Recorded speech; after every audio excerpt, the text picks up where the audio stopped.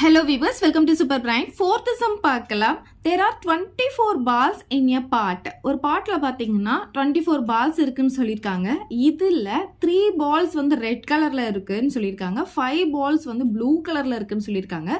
மிச்சம் இருக்கிற balls வந்து green கலர்ல இருக்குன்னு சொல்லிருக்காங்க. அப்ப ரிமைனிங் அப்படின்னு சொன்னாங்கன்னா நம்ம தான் கண்டுபிடிக்கணும். எப்படி கண்டுபிடிப்போம்? இது ரெண்டுத்தையும் ஆட் பண்ணா நமக்கு என்ன கிடைக்கும்? 3 + 5 வந்து 8 கிடைக்குமா?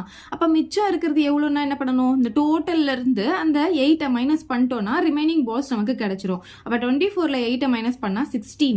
அப்ப கிரீன் கலர் பாலோட கவுண்ட் பாத்தீங்கன்னா 16 ஆயிருக்கும். What is the probability of picking out a blue ball, a red ball, a green ball? So இப்போ பார்த்தீங்கன்னா முன்னாடி பார்த்த சம்லலாம் நமக்கு ஒரே ஒரு ஈவெண்ட் தான் கொடுத்துருந்தாங்க. பட் இந்த சம்ல பார்த்தீங்கன்னா நமக்கு 3 ஈவெண்ட்ஸ் கொடுத்துருக்காங்க. இப்போ இங்கே பார்த்தீங்கன்னா நமக்கு டைரக்டா n of s கொடுத்துட்டாங்க. அப்போ நம்ம என்ன எழுதிக்கலாம்? n of s = 24 அப்படின்னு எழுதிக்கலாம்.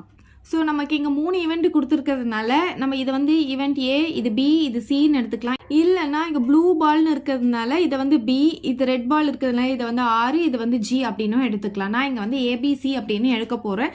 Let A be the event of picking out a blue ball.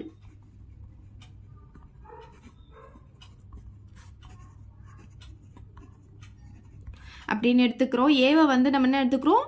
Blue பால் எடுக்கிறதுக்கான ஈவெண்ட்டாக எடுத்துக்கிறோம். அப்படி இருக்கும்போது n of a ப்ளூ பாலில் எத்தனை எடுத்திருக்காங்க அப்படின்னு பார்த்தீங்கன்னா நமக்கு ப்ளூ பாலில் 5 எடுத்திருக்காங்க. இங்கே பார்த்தீங்கன்னா நமக்கு ஃபர்ஸ்ட் வந்து 3 of them are ரெட்னு கொடுத்துருக்காங்க. ஸோ இதை எடுத்துகிட்டு வந்து இங்கே எழுதிடக்கூடாது.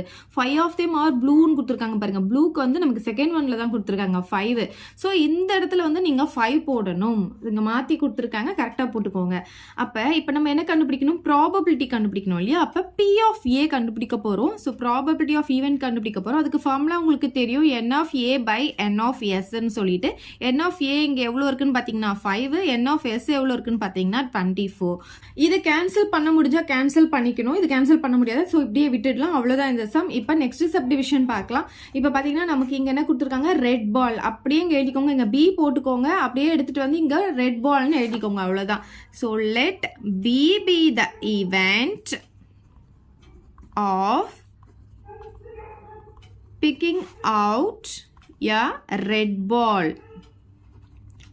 இப்போ n of b எடுக்க போகிறோம். இப்போ ரெட் பால் எவ்வளோ இருக்குன்னு பாருங்க. ஃபர்ஸ்ட் கொடுத்துருக்காங்க. இப்போ ரெட் பால் வந்து நமக்கு 3 பால்ஸ்ன்னு கொடுத்துருக்காங்க. ஸோ இங்கே 3ன்னு போட்டுக்கலாம். நெக்ஸ்ட் இப்போ நம்ம என்ன கண்டுபிடிக்கணும்? ப்ராபபிலிட்டி ஆஃப் ஈவெண்ட் கண்டுபிடிக்க போகிறோம். ஸோ இந்த ரெட் பாலுக்கு தான் நம்ம பின்னு எடுத்திருக்கோம். இதுக்கு ஃபார்முலா பார்த்தீங்கன்னா n of b by n of s. n of b எவ்வளோ வந்திருக்கு? நமக்கு 3 வந்திருக்கு. n of s பார்த்தீங்கன்னா நமக்கு இங்கே 24. ஸோ இதை வந்து நம்மளால கேன்சல் பண்ண முடியும். இது 1 டைம், இதை வந்து 8 டைம்ஸ் நம்ம கேன்சல் பண்ணிக்கலாம்.